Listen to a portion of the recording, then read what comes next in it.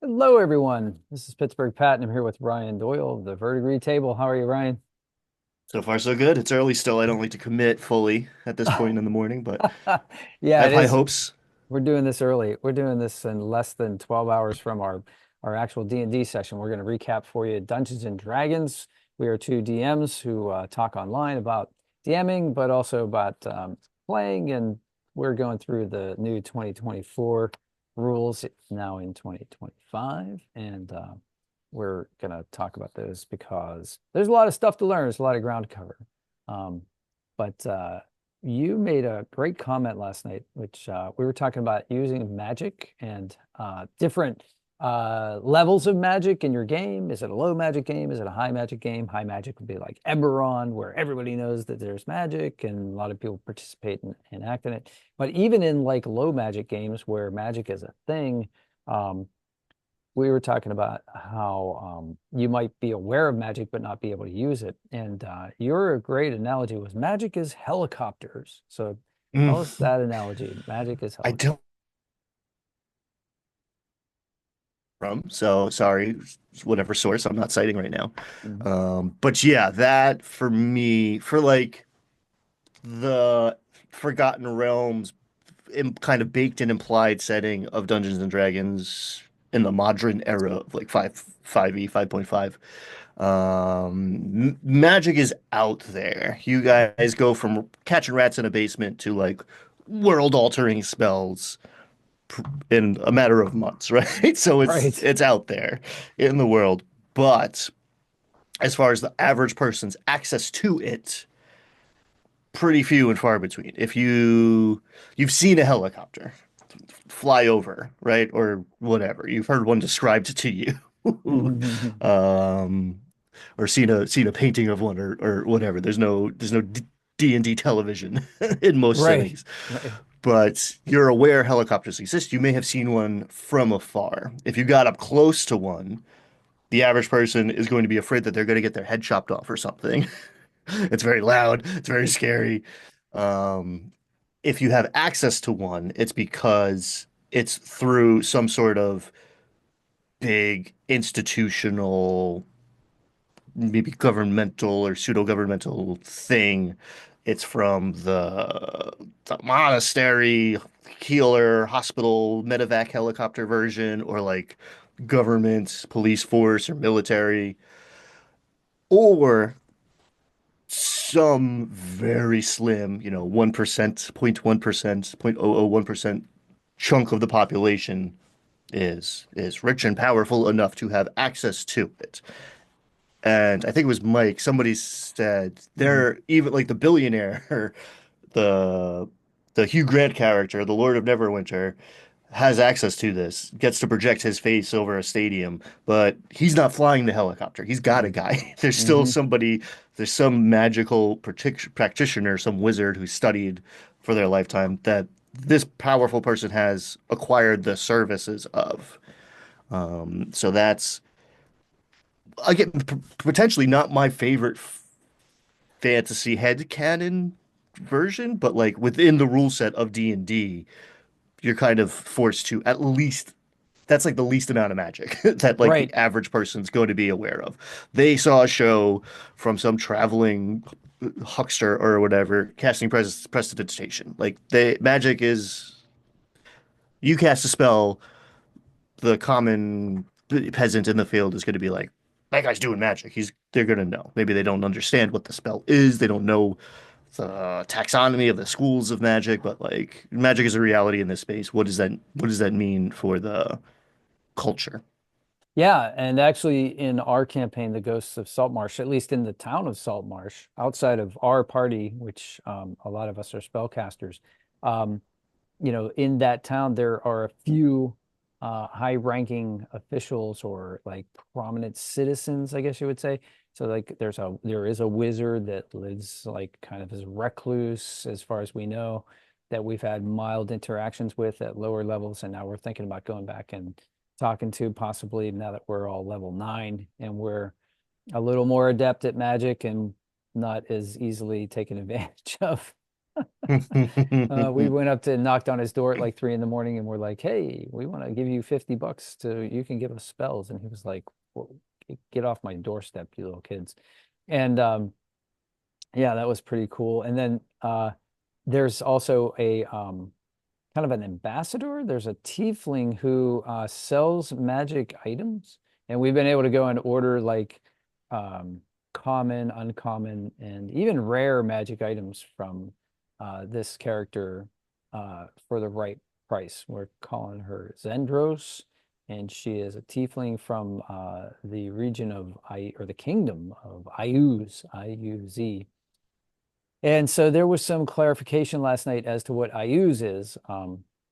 I happened to see it on the map that came with the new 2024 Dungeon Master's Guide. So Mhm. there's a Greyhawk map in there, and the Kingdom of Ayuz is in there. And this is how far back this lore goes. It goes back Mhm. to, 70s, early 80s. And so yeah, Ayuz is a kingdom, but it's also the name of a character too, right? So it's the name of a king. So it would be like Francis the First of France or something like that, Yeah. presumably. Yeah. So that was, so we came up with Salt Martians and Iusians. So yeah, oozing and Uh, Martians. oh no, what was it? Hold on. I usual suspects. Oh, the usual suspects. Yeah, that was it. Yeah. That was Yeah, my that was another cultural thing. So we're getting to the point of the campaign where I'm like re-explaining things. It's yes. like, okay, these seeds were planted a year ago, right? Yeah. So like they're much fresher in your character's mind than the player's mind, who it hasn't quite been a year, but it was a while ago. A lot has happened, and also all of your regular life has happened, and it wasn't exactly evident what would be important. I mean, peek behind the curtain, what you interact with becomes more important than the stuff that you leave behind. Sure. But the the concept of this, they're the quartermasters of IUs, and it's like a trade embassy, right? At this level of faux medieval fantasy, like political interaction is mostly like trade based. There Mm. isn't a ton of like Saltmarsh is going to war, more or less. And there's a question like, is IU's coming? It's like, no, they're far away. There's not like a standing army in town. Yeah. There's a big house, like a big house-sized building, right? Not a huge compound. There's a prominent building in town where some representatives of this kingdom are essentially buying tons of fish and sending them back. And I use is this like scared. It's a Cambion, which is like a super tiefling. Tieflings have like free will or like more separated from the abyss or the nine hells. Whereas a Cambion is like, oh yeah, this is an evil thing, straight up.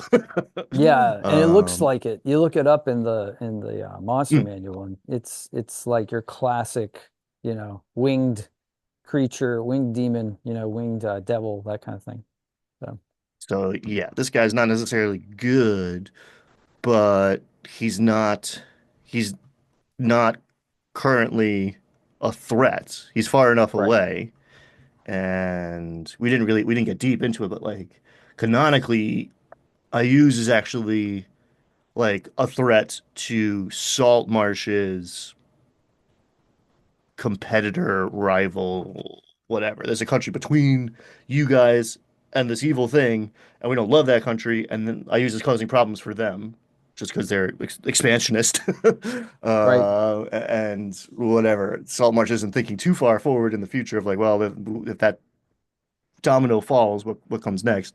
right. So this operator shows up and it's just like gold for fish, and fish is your Saltmarsh's major export. So it's like, yeah, sure. And in the meanwhile, we haven't really examined why or how or what exactly, but this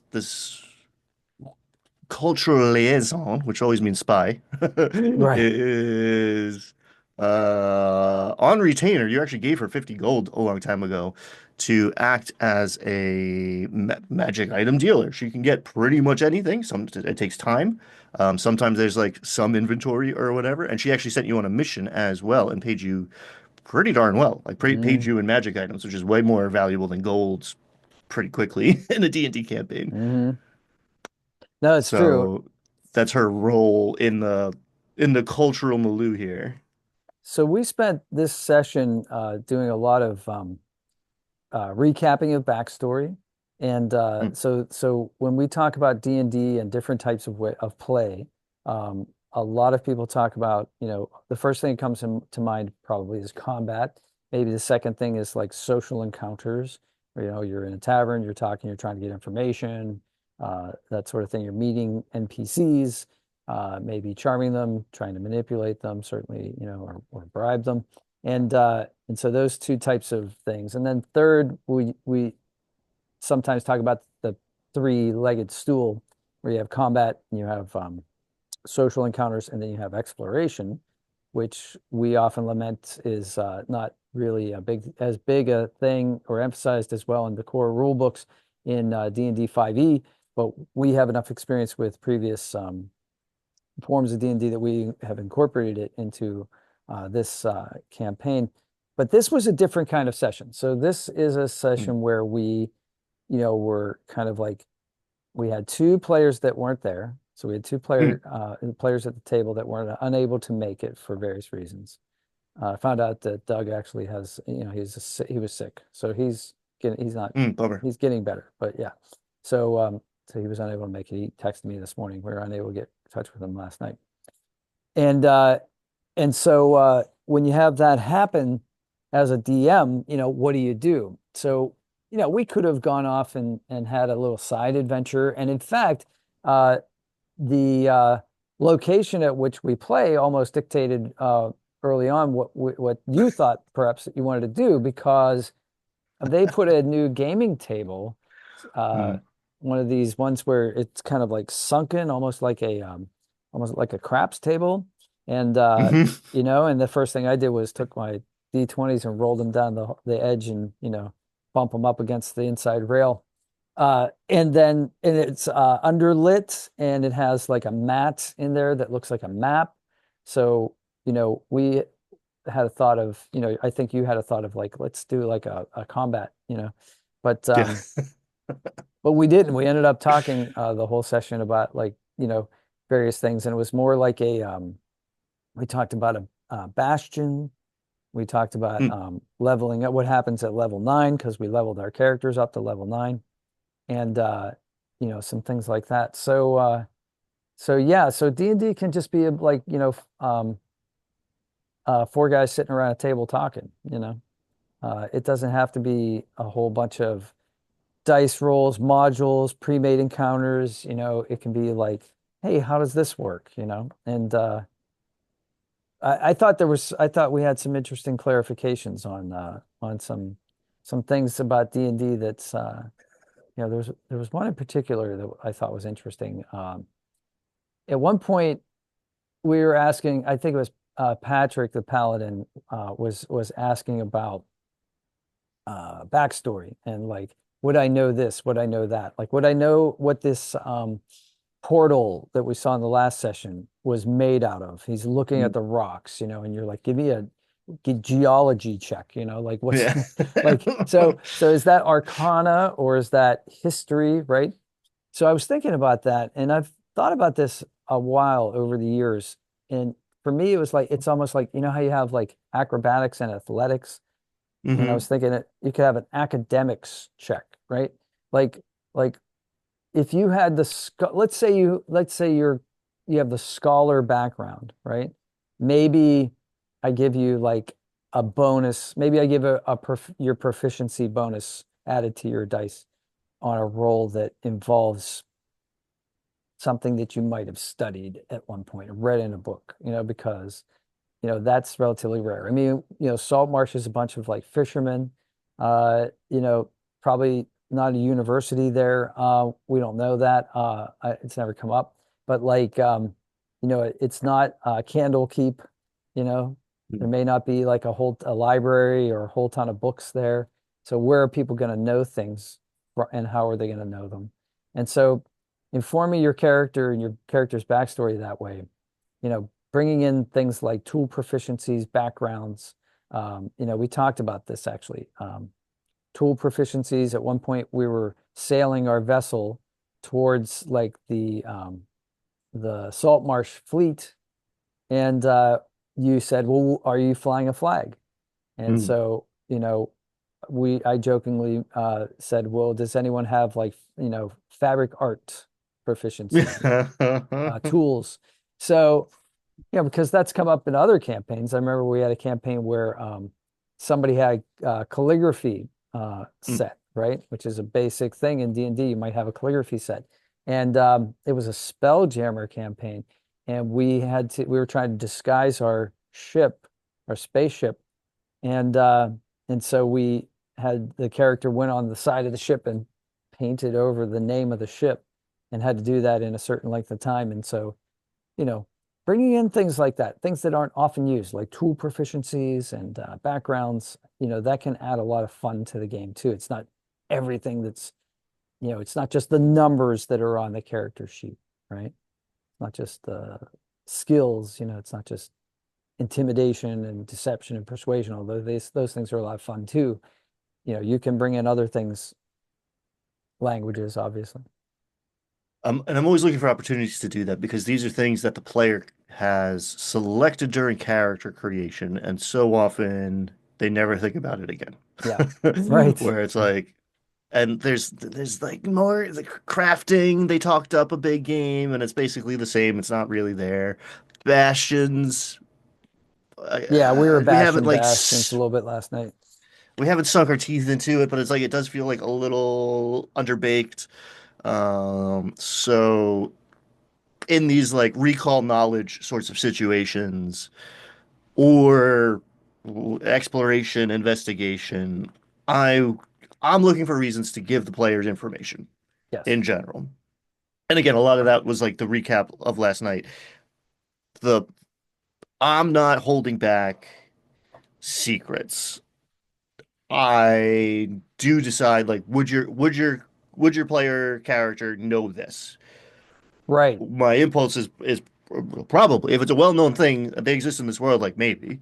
If it's like iffy, now we're getting into skills, and I'll often say I'll throw out options, right? Like that geology, right?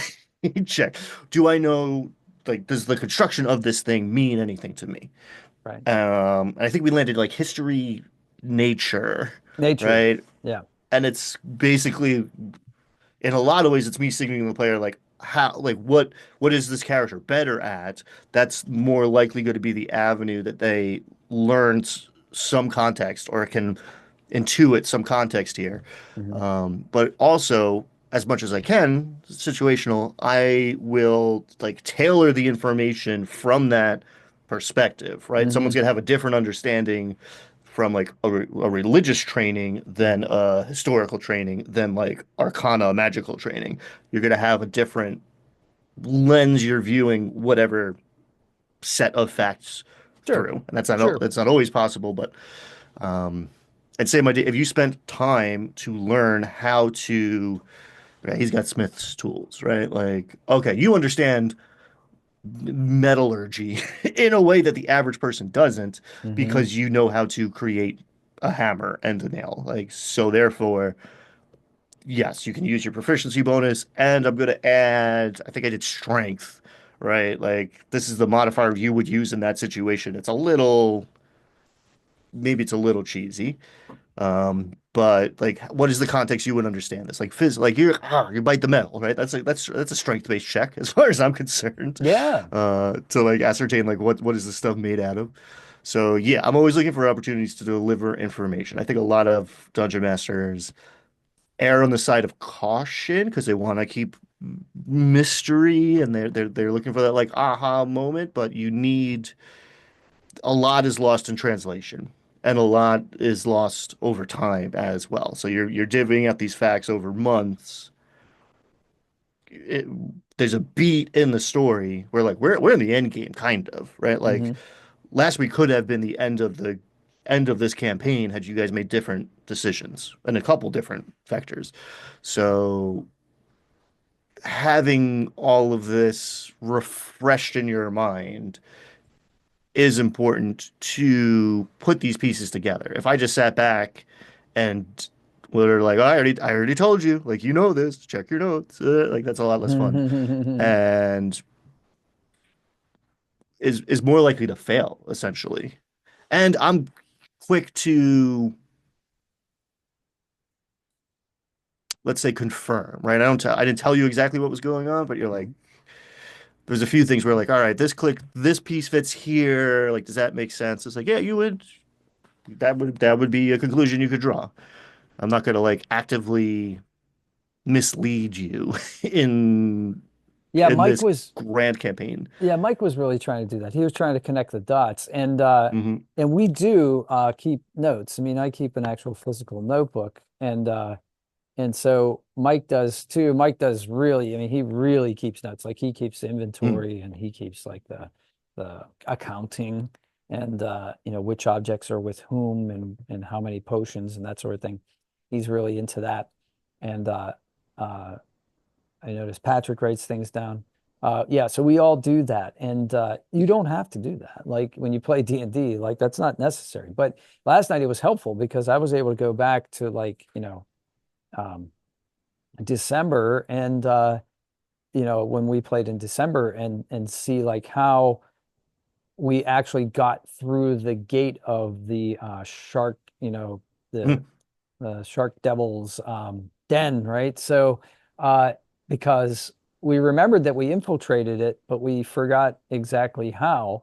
And so in my notes, I remembered that it was, we did kind of a D&D ding dong ditch kind of thing where it was like knock on, knock on the door, rogue hide. I'm the rogue. So rogue hides, guy comes out, looks around. I cast alter self on myself to look like that guard, right? So now I look like a shark guy with a spear or whatnot.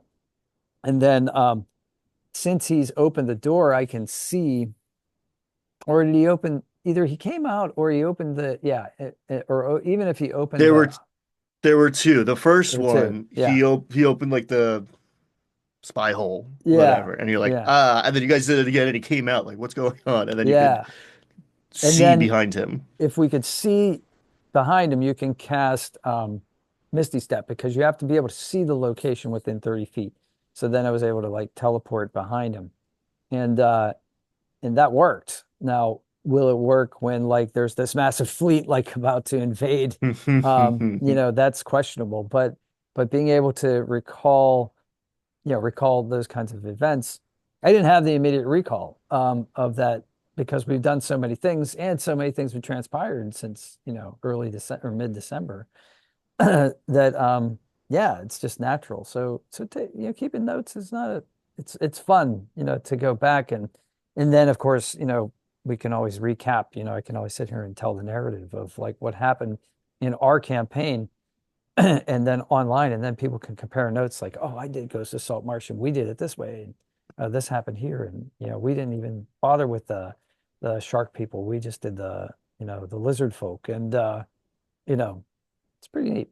So yeah, I enjoy it, and it, that's it's almost like the old school D&D where you used to draw a map, and we've talked about this where like DMs would make players draw maps and describe like, okay, this hallway goes exactly, 30 feet, and then it turns to the left, and then there's two ways you can go, and there's three, and then there's three doors, and having them draw that accurately, and the complications that come from that, that sort of thing. But also like how we remember and what we remember. So when Mike likes names. He's really good at like writing down the names of characters, NPCs that we've encountered, and that sort of thing. So I kind of rely on him to do that. Whereas I kind of think of it like, I think of it as like, oh, the tiefling, magic item dispenser. I think of it more in like a mechanical term. Uh, Mm. than like, the character's name. But giving as a DM, giving your players something to sink their teeth into with NPCs, giving them like an accent, or like we have this seagull who has lost his sight in one eye. Like that's come up, that's memorable, right? It's not just a bird, it's not just a familiar, it's not just a another, we don't know, we think now it may be another being that's transformed themselves into a bird or somehow has been magically transformed. uh but like having that kind of like gruff way of talking, and having that injury or ailment helps to define the character. And those are the types of things that people remember. My students often remember, like I'll talk about the pink hippopotamus, or the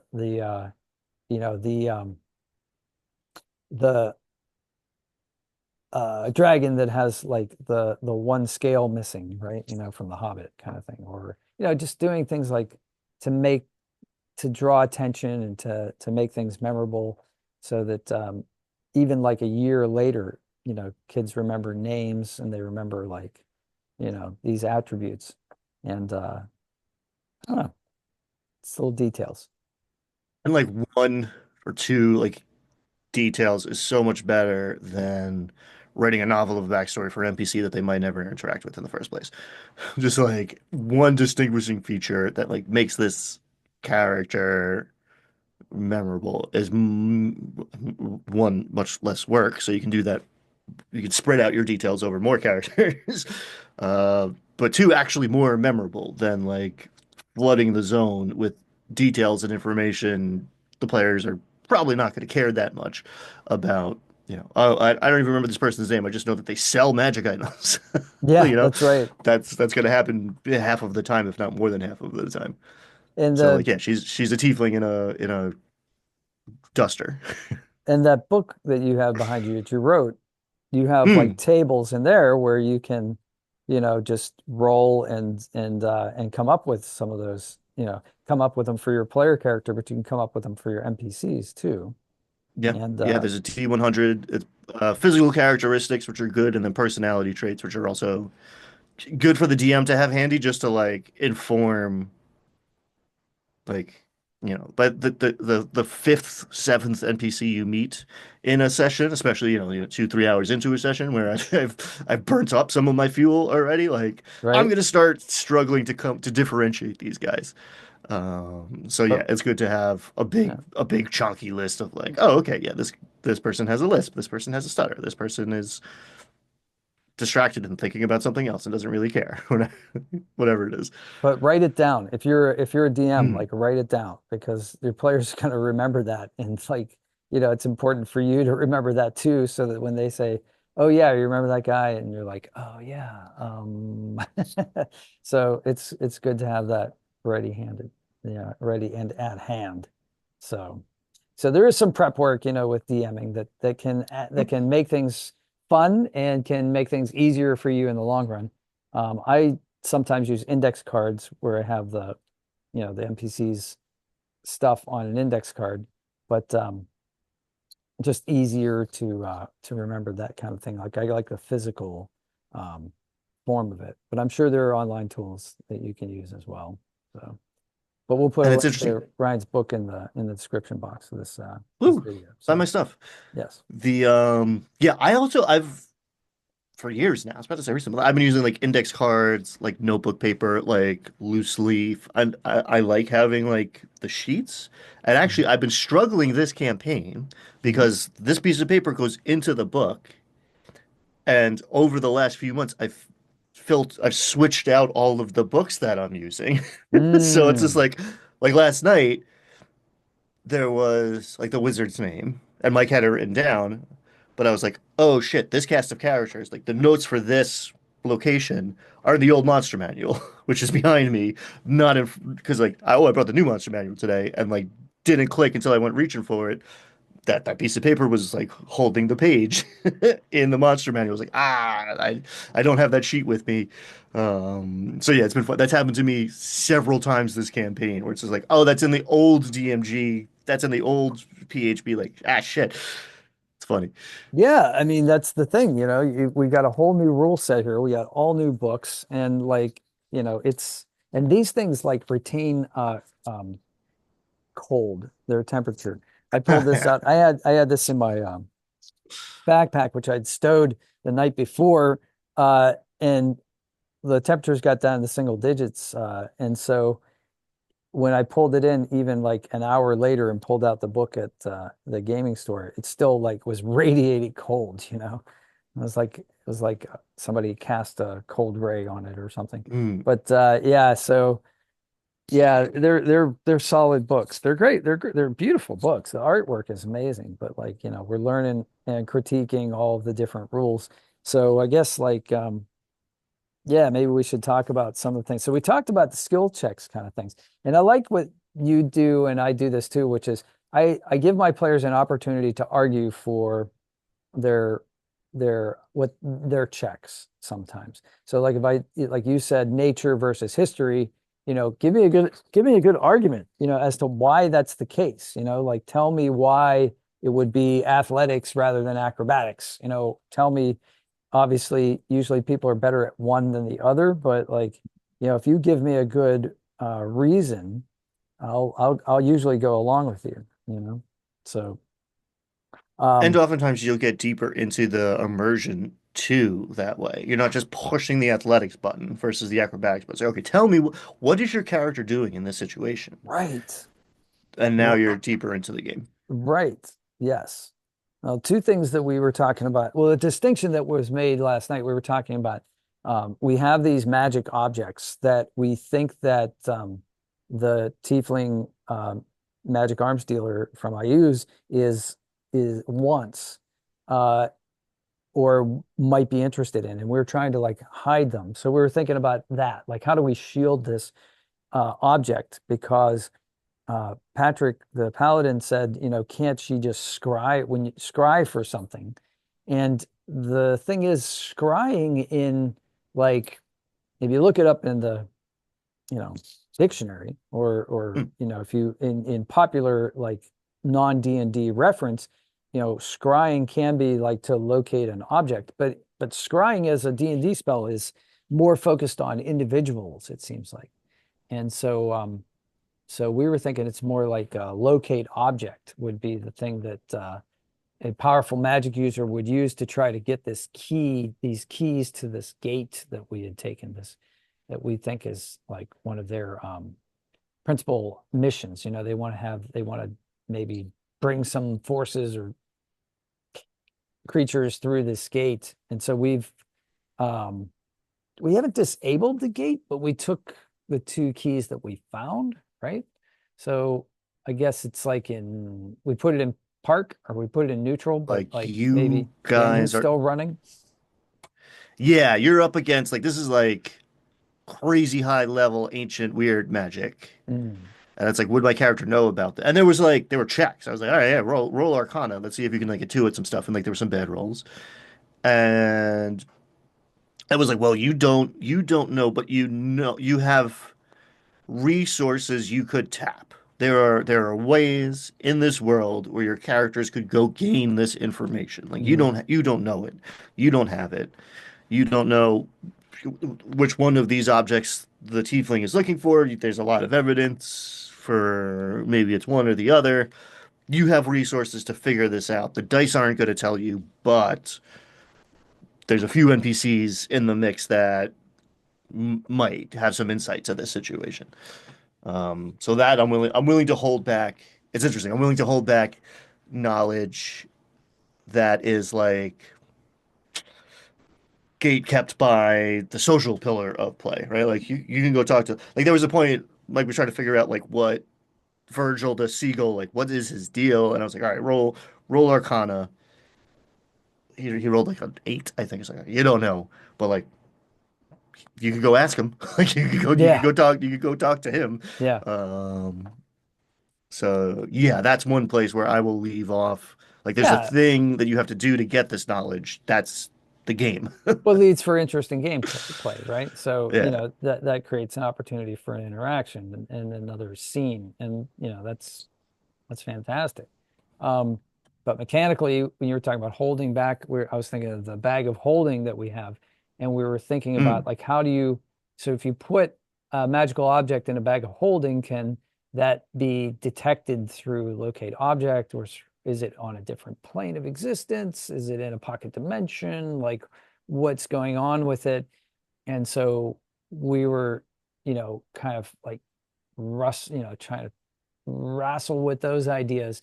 And the paladin is also a metal worker, as you said. So Patrick the paladin was thinking like, okay, well, I want to construct like something that's made out of lead, and then we can shield it, shield the bag of holding, and the handy haversack, which is basically a mini bag of holding, um, and shield it so these objects can't be located, because one of the stipulations in locate object is that if there's any amount of lead in between the object that's trying to be located and the caster, that the spell doesn't detect it.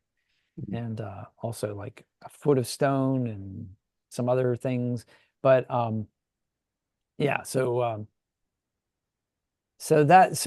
yeah, so in a sense, like locate objects, kind of like a Geiger counter. I don't know, block, like magic particles are blocked by lead somehow. So so yeah, so that also creates another opportunity for him to use his character's abilities to make something specific, and something that fits with the given lore, given definitions of the D&D universe. But yeah, so what is it? Is it a pocket dimension? Is it another plane of existence? Like, you know, because we read that if you put a an artifact in a bag of holding and the bag of holding is somehow destroyed, the objects in the bag of holding end up on the astral plane. But, you know, an artifact will always like pop up again, is what was in like the definition, which is kind of interesting. So it's like Yeah. it's like Luke's lightsaber, it's like, or Anakin's lightsaber, I guess. It's like it just pops up again somehow because it's a quest object. It's central to the story, cannot be destroyed, sort of kind of thing, in video games. Yeah. It's it's a little sticky because you don't know exactly what you have. Right. And you've heard it called an artifact like in game, Yeah. but is it like a capital A artifact in like the mechanics of the game? You're not quite sure what you found, which yeah. And then again, you have ways of investigating that beyond just like, do I know what this is? Roll dice. Um, as far as the ruling, okay, if this thing is in a bag of holding and I cast locate object, is it within 1,000 feet of me? No, it is not. It is not on this plane anymore. It's Right. on a different. It's a pocket dimension. Is not the material plane. It's different. Now there's a whole suite of divination magic out there beyond locate object. Mhm. But yeah, an inch of lead or I shove it in a handy haversack. No one's getting a ping off of locate object in my game, and I think that's That's legit. rules as intended. I Yeah. do think that's the case. Yeah. And then we talked about like if the object is destroyed, and I think we talked about this on the last session, and I was going to hold it as a surprise, but I brought it up to the players as a table at the table last night, because what we're going to do is we have two like objects. We have like the symbol of Orcus that was like a key to the gate, and then we have this like really strange alien metal that was a key to the gate sent it somewhere else. And so we wanted to separate those two objects, and so we do have a handy haversack, and that we do have a bag of holding, so one in each. And we were thinking like if you put one inside the other, you can create like a rift that goes to the astral plane, and everything within 10 feet gets sucked in one way. So we were talking about it's like a black hole. And we were thinking, okay, if it's 10 feet, what if it's something larger than 10 feet? Part of it get sucked in? Does all of it get sucked in? Like Mm, if you're in the radius, does like your finger get sucked in, but you don't? And so we had this kind of like discussion about how those mechanics might work, which I liked, and because I think of it as a gates, right? I think of it as a gravitational force, like it just Yeah. would take whatever that object is intact and throw it through like a Stargate, or like when Neo touches the mirror in the Matrix, right? It's like you break the plane and then you get sucked in, kind of thing. Yeah, agreed. I think there's some it's not just like you open it's a violent process. There is force behind it. It's not just like, oh, you've opened the window. It's like there's it's a pressurized, it's an explosion. It's the tactical nuke of D&D. So like, yeah. If it were I ultimately landed, it depends how big the thing is, right? If you tactical nuke the Tarrasque and like you touch the tip of its tail, does that get cut off or does the whole Tarrasque go through this little portal? I was like, okay, maybe it would lose its tail, but not the whole of it. But whatever, a dragon, right? A young dragon, something that's like slightly larger than something that's 20 by 20 instead of 10 by 10. Yeah. If you have a significant percentage of it making contact, you can't just poke a black hole and your finger goes away. Like you go away. Mhm. Yeah. Yeah. And and it's magic. So like, it's not physics. And we talk about this a lot. We're like, magic is not physics. D&D is not physics. It can be, I mean, if you're doing things that are like, acrobatic or that sort of thing, you can bring in that kind of physical element to it. But, it's an adventure movie, right? It's, Hmm. you know, James Bond jumps across rooftops, Trinity at the beginning of the Matrix dives through windows and like, rolls downstairs, and, you know, any one of those things would kill or can incapacitate a normal human being. But for the sake of the plot, like you don't, you can't do that in an action movie. And that's what we're doing, right? We're heroes and we're playing in an action movie.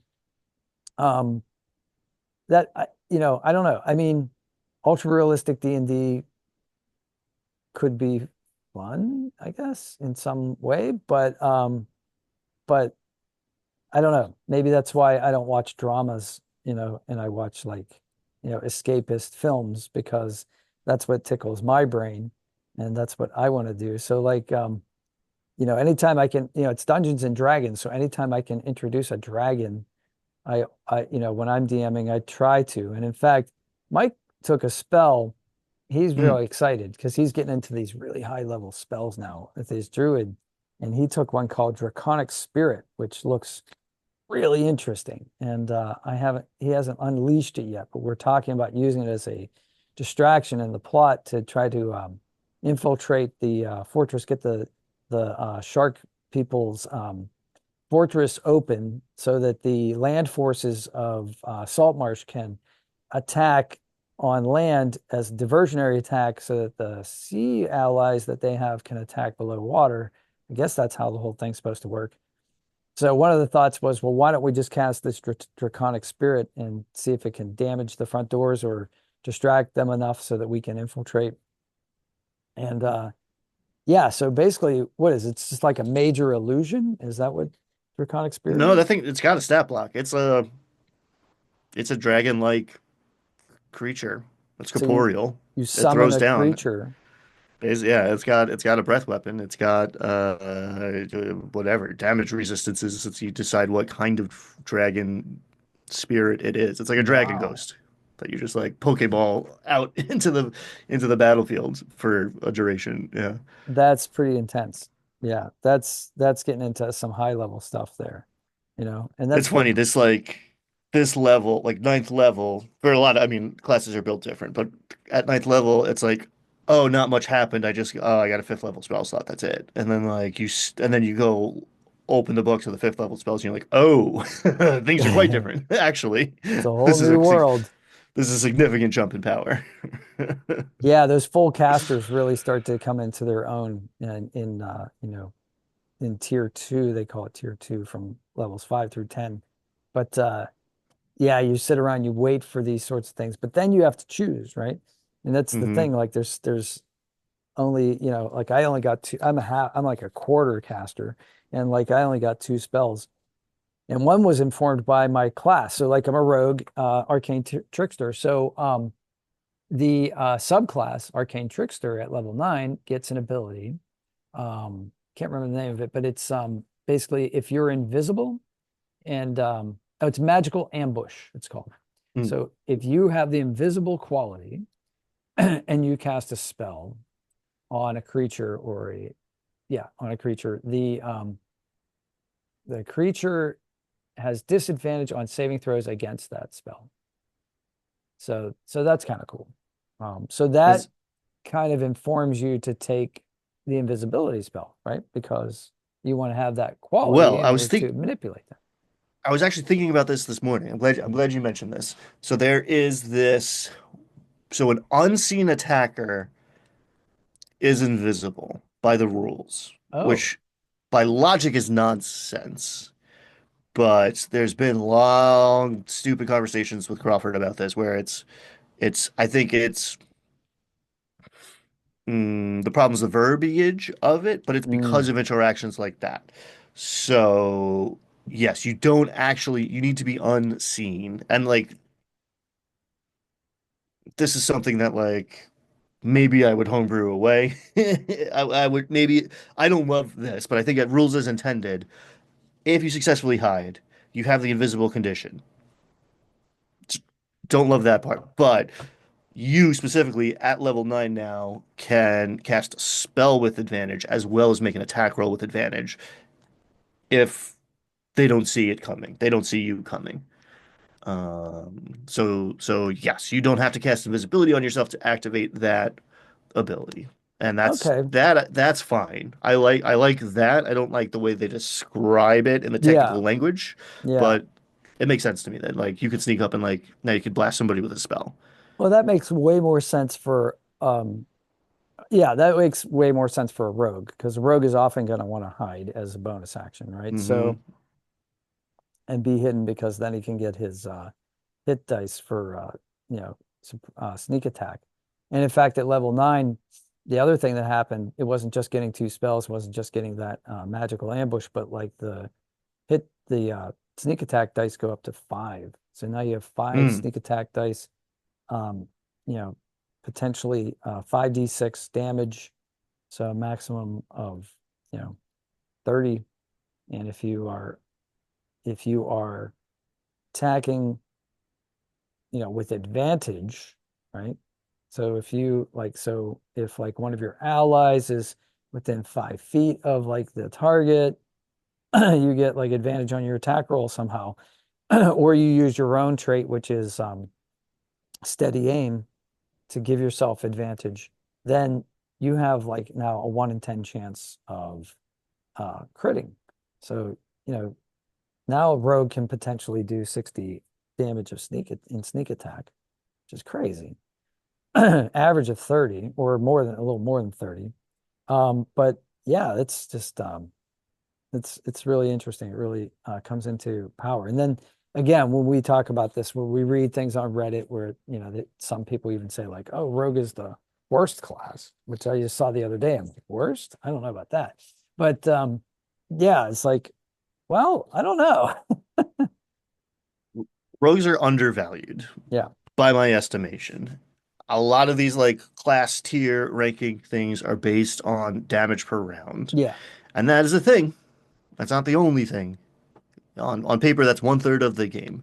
Rogues are okay. You have I don't know, whatever, blaster caster that's doing crazy DPS as in a vacuum, right? Without worrying about cover or resource management. I think a lot is missing, right? Like it's they always measure like Nova damage. A rogue never runs out of resource as far as like sneak attack goes. You have a couple spell slots because you're an arcane trickster, but like your damage is consistent whether it's the first fight or the 12th fight, right? You guys are Right. going to war. You're gonna face off tons of enemies potentially. We could be talking about the 15th round of combat. The math changes, first of all. Second of all, the blaster caster, it depends how they're built. Maybe they have some abilities, but they're not going to be great at the other aspects of the game. You can sneak in, sweet talk your way out of some stuff because of the way you built your character too. Right. Have access to, unlocking doors, disarming traps, investigating and Pickpocketing. exploring. Mhm. There's a lot of things the rogue can do that. Okay, your sneak attack is not quite the same peak Nova damage as like even like the Paladin's smite next to you. But over time, it's pretty good. And you're excelling in other parts of the game. Whereas he's in heavy armor, he can't go sneak up. He can't Right. go. He was fishing for an infiltration mission. I had to make a Right. mini game up for him because he was like unqualified to come, Hmm. essentially. Whereas you excelled at that. So yeah, that's I'll get on that soapbox every day. Rogues are way undervalued.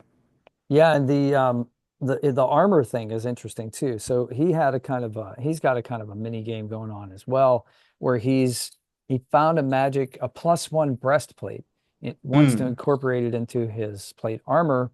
So he's doing basically like a Mandalorian kind of scenario where he upgrades one piece of armor as opportunities present themselves. So, you know, when we see the first season of The Mandalorian, he's, got like a kind of beat up helmet, and he's got like borrowed armor, and he's got like a tattered, like rag for a cape. And then he gets a pauldron, like this hmm one really shiny piece, because that's what could be made from the amount of Beskar that he has. And it's more of an emblem than anything.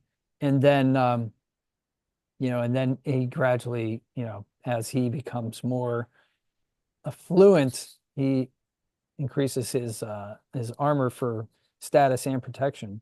And that's actually some of the and we're pirates in this campaign. And some of the kind of classic tropes about pirates, pirates wearing earrings, wearing jewelry, that sort of thing, were, you know, probably true or makes sense in the lore to be true, because you don't have a bank.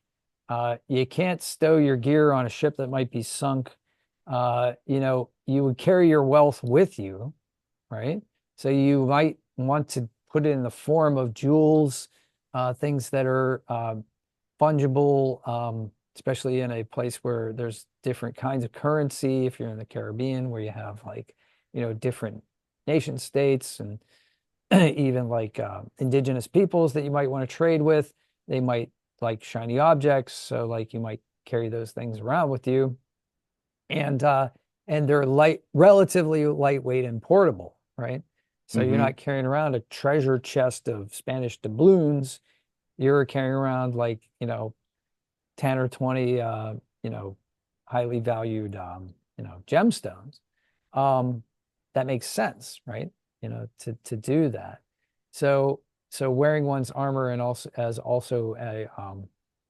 also displaying like one's prowess, one's wealth, one's status, especially for a paladin, makes a lot of sense, right?